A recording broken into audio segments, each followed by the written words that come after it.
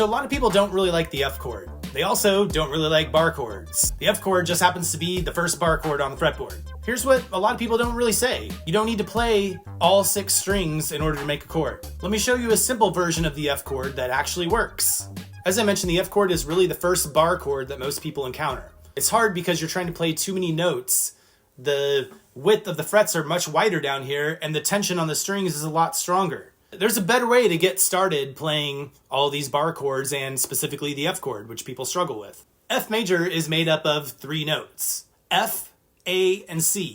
F, A, and C. I can play it in a bunch of different ways, but that's basically it. F is going to be your root, A is your major third, and C is your perfect fifth. I could also, just kind of in the same position, play F like this, where I have my A as the lowest note, then your C, and then your F on top. And if I wanted to add my root in there, I could add my 3rd finger on the 3rd fret, D string. So in order to get used to this, I always suggest playing the chord, getting your fingers, making sure your fingers are in the right place. Take your hand off, put it back on.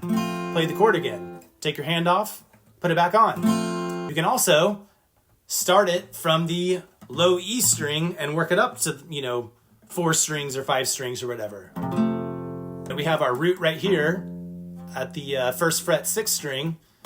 We have our perfect fifth here on the 3rd fret 5th string. Then we have our octave basically from our root down here. This is going to be F. This is going to be on the D string 3rd fret. Then our major third, which defines the F, or defines any chord as a major chord, is going to be right here.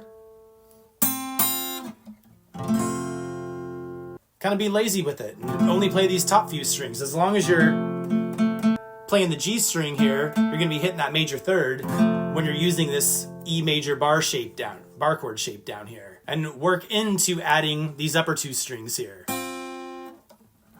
Since there are 6 strings, a lot of these notes get repeated. So if you don't have your fretboard map memorized, then you're just thinking, okay, this is the only way I can play this chord. So start off with the simplified version and work into the full 6-string version of those chords. Both are correct.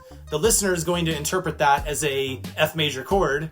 So just start with that and then move forward, adding in those extra strings. It takes a lot of time. It takes a lot of practice. Once it gets comfortable, try adding in all those extra notes. Thanks for checking out this video. We'll see you next time.